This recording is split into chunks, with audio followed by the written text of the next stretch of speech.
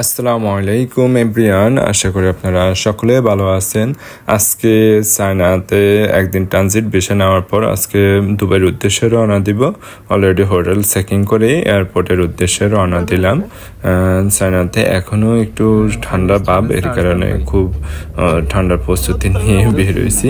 আশা করি আমাদের আজকে চায়না ইস্টার্নের ফ্লাইটটা বোয়িং, এটি আমরা দুবাইয়ের উদ্দেশ্যে রওনা দিব। এখান থেকে চায়না থেকে আমাদের দুবাইতে প্রায় 7 ঘন্টা থেকে 8 ঘন্টা সময় লাগবে পৌঁছাইতে। এর কারণে আপনাদের সাথে আজকে যে বিষয়টি শেয়ার করব, মূলত আপনারা অনেকে জানতে চান জাপানে গিয়ে যদি ট্যুরিস্ট ভিসা গিয়ে রিফিউজি করা যাবে কিনা বা থাকা যাবে কিনা। হ্যাঁ ভাই, জাপানে আপনারা চাইলে যদি কেউ ট্যুরিস্ট ভিসা যান, ওইখানে যদি রিফিউজি মামলা করেন তাহলে আপনারা থাকতে পারবেন লম্বা একটা টাইম। প্রথমত আপনারা রিফিউজি মামলা করতে কত টাকা খরচ হবে তাই বলবো। রিফিউজি মামলা আপনারা নিজেরাও করতে পারেন বা অনেকে বিশেষজ্ঞ কোনো উকিল ধরে তার মাধ্যমেও কাজ করাতে পারেন। উকিল ধরলে উকিলের একটা ডিমান্ড থাকে, প্রায় 1 থেকে 1.5 লাখ টাকার মতো খরচ পড়বে। আর বা আপনারা চাইলে নিজেরাও করতে পারেন। আপনারা নিজেরা করলে সর্বোচ্চ আপনাদের 4 থেকে 4.5 হাজার টাকা খরচ পড়বে বাংলাদেশি টাকায়, বা ওইখানকার জাপানিজ 4.5 হাজার মতো পড়বে খরচ। আপনারা প্রথমত এটি 2 বছরের ভিসা পাবেন। এই এসএলএম মামলাটা কিভাবে সাজাবেন এটি আপনারা বিভিন্ন চ্যানেল থেকে দেখতে পারবেন। রিফিউজি মামলা মানে হলো আপনি বাংলাদেশে বা যে দেশ থেকে যাচ্ছেন ওই দেশের সেফটি না, ওই দেশে আপনারা আশ্রয় চাচ্ছেন। এর কারণে ওরা প্রাথমিক অবস্থা আপনার এসএলএম মামলা এবং কি আপনার এডুকেশন অবশ্যই জাপানে যারা এসএলএম মামলা করবেন তারা অবশ্যই শিক্ষিত হইতে হবে। ওরা ডিগ্রি পাসধারী বা ইন্টার কমপ্লিট করে এরকম লোকদেরকে মূলত প্রাধান্য দিচ্ছে বেশি।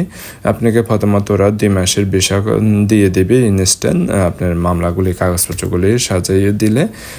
দেন এরপর আপনারা 2 মাস যখন শেষ হয়ে যাবে তখন আপনারা চাইলে আবার 3 মাসের জন্য নিতে পারবেন।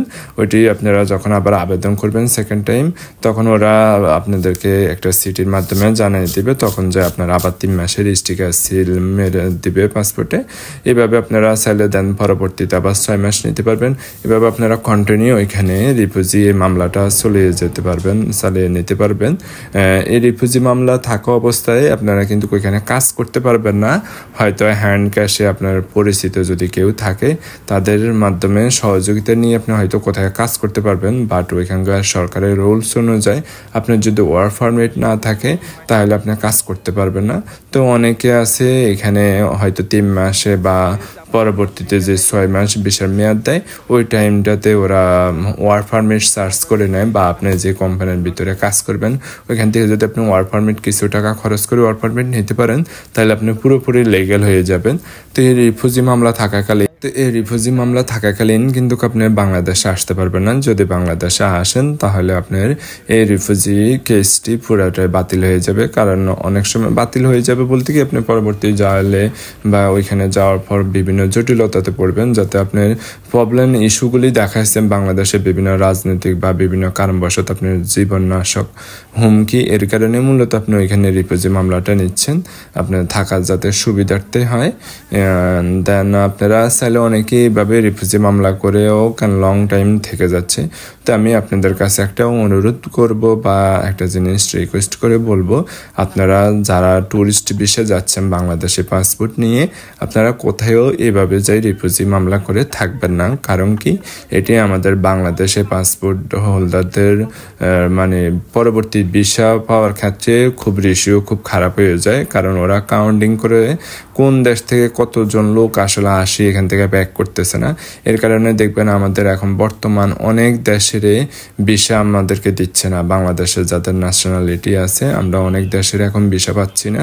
এই একমাত্র কারণ আমরা বাংলাদেশ থেকে যাই বিভিন্ন ক্যাটাগরিতে ভিসা চেঞ্জ করে নিই বা যাই ওইখান থেকে আসার চেষ্টা করি না বা থেকে যাচ্ছে। এখানে দেখবেন আমাদের বাংলাদেশের এয়ারপোর্ট থেকে এখন আমরা উঠতে অনেক জটিলতা ফেস করতে হয়। যাক অলরেডি আমি এখন দুবাই পৌঁছালাম। দুবাই কিছুদিন থেকে এরপর বাংলাদেশে চলে যাব।